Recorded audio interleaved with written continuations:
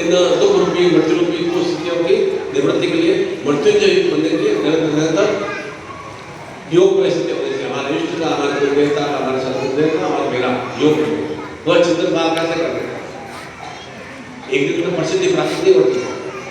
एक आदमी को एक दिन में मुझे सुख प्रसिद्धि प्राप्त होता है, निरंतर कर्म भाव करते हुए निरंतर सुख रूप में क्रिया करते हुए एक प्रसिद्धि की प्राप्ति होती है, अर्थात सुखों की प्राप्ति होती है।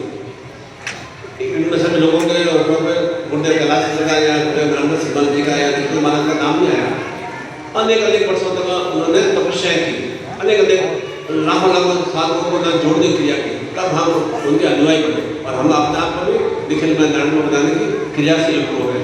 तब हमें वह एकदम हमारे जीवन में एक सुस्थितियों का विस्तार होता है। ऐसा ही त्रिपुष्कर योग का भाव से नहीं, तीनों ही स्वरूप में ब्रह्मा विष्णु स्वरूप में शक्तियों की प्राप्ति हो और उसका सुलाभ की प्राप्ति हो। और यदि ऐसे त्रिपुष्कर योग स्वरूप में यह संतान बाल गोपाल पुत्रता एकादशी का पर्व भी है। वर्ष में कोई एकादशी 26 एकादशियों में कोई एकादशी से बड़ी होती है, निर्जला एकादशी जो कि विशेष रूप से श्रेष्ठ मास में आती है। निर्जल रूप में बिना जल के सूर्योदय से सूर्यास्त तक रहना, और कोई कठिन तपस्या करते हुए 24 घंटे तक निर्जल जल में भगवान विष्णु का वर्ण आराधना करते हैं। और यह जो एक पुत्रेष्टि एकादशी भाष में वह संसार में कुल वंश वृद्धि को विस्तार होते हैं। संतान पुत्र रूप में हो या पुत्र रूप में, उसका कोई विधि नहीं है कि पुत्र रूप में तो संतान कुल वंश वृद्धि हो, निश्चित रूप से वृद्धि तो हुई है।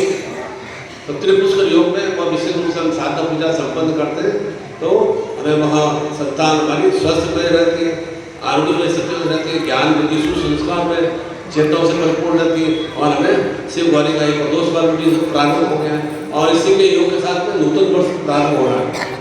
तो कोई भी भाव हुई मतलब कि पहले हमें व्यवस्था करनी पड़ेगी। एकदम आप रात 12 बजे संकल्प लेंगे और बस संकल्प ले लिया और जो मैंने प्रार्थना कर लिया मुझे प्रणाम कर दोगे, उससे संकल्प पूर्ण नहीं होगा ना, उसके लिए पहले व्यवस्था बनानी पड़ेगी। अब आपको पहले सेटअप करना पड़ता है।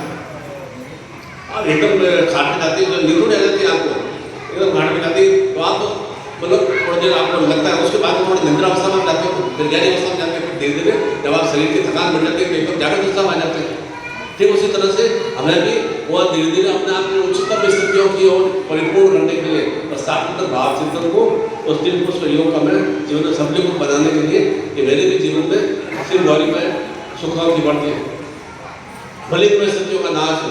गौरी का तात्पर्य जो दुर्गत स्थितियों का नाश करने में सहायक है, और लक्ष्मी में प्रदाता भी है, और साथ ही साथ में शिव मतलब सब पूर्ण स्थितियों से मेरी निवृत्ति की प्राप्ति है। वह एक त्रिपुष्कर योग का भाव चिंतन है।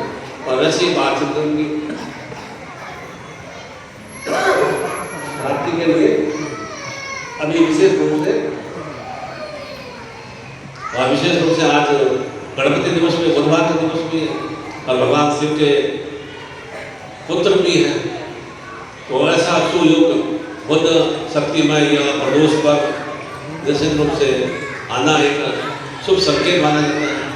और ऐसे प्रदोष पर्व पर हम कुछ विशेष साधना या पूजा या दीक्षा ग्रहण करते हैं। तो जो भी नवग्रह को संताप होते हैं, जैसे आपने युग धारण किया था, आपने नवग्रह का उच्चारण किया, जो भी नवग्रह संताप दोष होते हैं, नवग्रह को संताप